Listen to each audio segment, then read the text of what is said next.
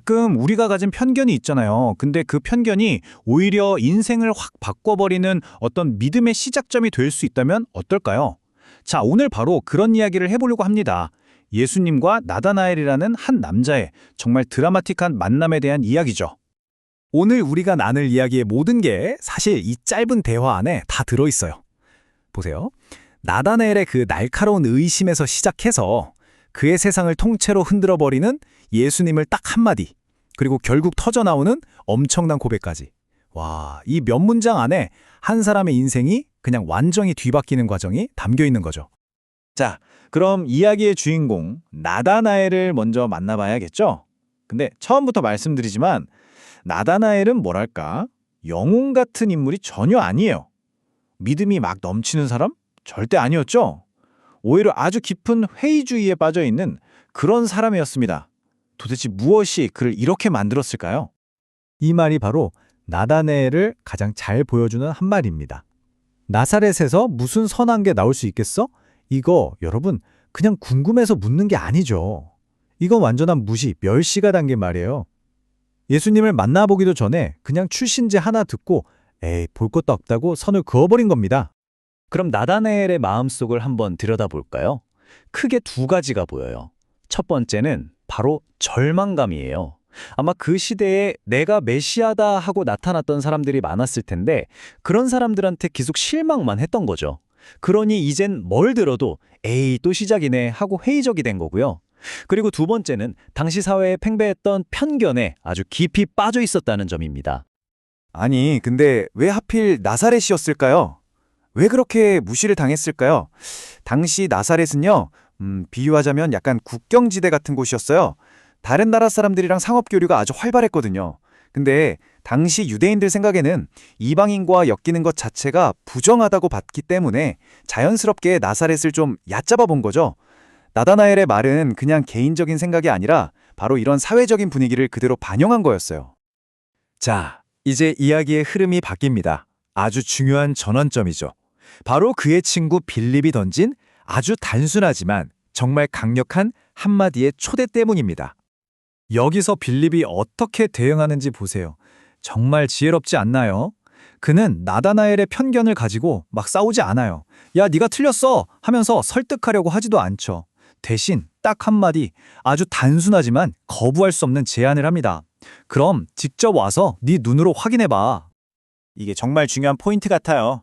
때로는 100마디 말로 논쟁하는 것보다 딱 한 번 직접 겪어보는 게 사람 마음을 여는 열쇠가 되잖아요. 빌립은 바로 그걸 알았던 겁니다. 가장 강력한 증거는 결국 논쟁이 아니라 바로 그 만남 자체라는 거죠. 자, 드디어 나다나엘이 예수님과 직접 얼굴을 마주하는 그 결정적인 순간입니다. 여러분, 이 만남이 이제 모든 걸 바꿔놓을 겁니다. 나다나엘은 아마 속으로 좀 쫄았을지도 몰라요. 나사렛 어쩌고 했으니까 한 소리 듣겠구나 하고요. 그런데 예수님의 첫 마디는 와, 정말 상상도 못했을 겁니다. 예수님은 그의 편견을 지적하시는 게 아니라 오히려 그 겉모습 너머를 그냥 꿰뚫어 보시고는 그의 본질, 그러니까 그 정직한 마음을 먼저 딱 알아봐 주시는 거예요. 여기서 간사함이 없다는 게 무슨 뜻이냐면요. 쉽게 말해 위선자가 아니라는 거예요. 나다니엘은 물론 회의적이고 편견도 있었죠. 하지만 그걸 막 숨기거나 아닌 척하지는 않았어요. 그냥 솔직하게 드러냈잖아요. 예수님은 바로 그 점을 보신 거예요. 그의 삐딱한 태도가 아니라 그 안에 있는 그 솔직함과 정직함을 먼저 인정해 주신 거죠.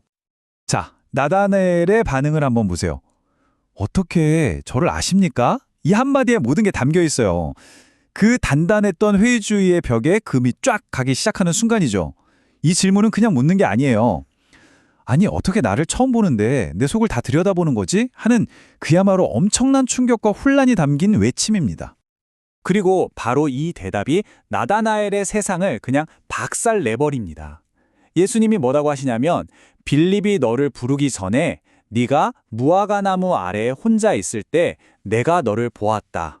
이건 그냥 어디서 본 것 같다는 수준이 아니죠. 이건 초자연적인 통찰력이에요.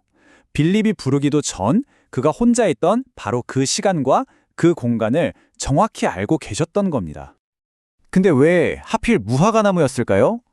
이게 그냥 아무 나무가 아니에요.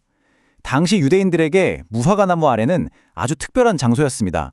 조용히 혼자서 하나님을 묵상하고 기도하는 지극히 개인적이고 또 영적인 공간이었죠. 그러니까 예수님의 이 말씀은 단순히 너 거기 있는 거 봤어를 넘어서 네가 혼자서 고민하고 신을 찾던 그 마음의 가장 깊은 곳까지 내가 다 보고 있었다는 그런 엄청난 의미였던 겁니다. 이런 신적인 만남을 경험했으니 그 결과는 어땠을까요? 네, 아주 즉각적이었습니다. 자, 이제 이야기의 클라이맥스죠.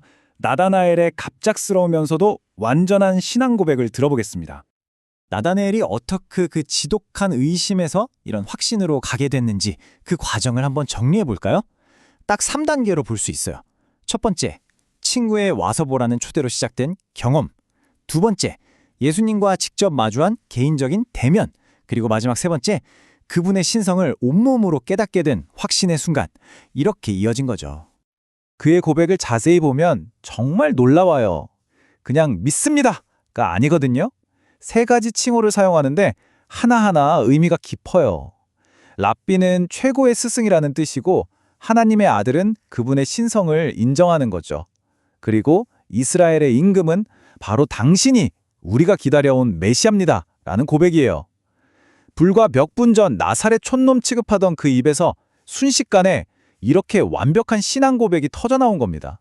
정말 대단하죠? 자, 그럼 이 나다나엘의 놀라운 변화를 통해서 우리가 얻을 수 있는 교훈은 뭘까요? 핵심 내용들을 정리하면서 오늘 이야기를 마무리해 보겠습니다. 나다나엘의 이야기는 그냥 옛날 이야기가 아니라 오늘 우리에게도 정말 중요한 걸 알려줘요. 첫째, 아무리 깊은 편견이라도 말싸움이 아니라 진심 어린 만남 앞에서는 깨질 수 있다는 것.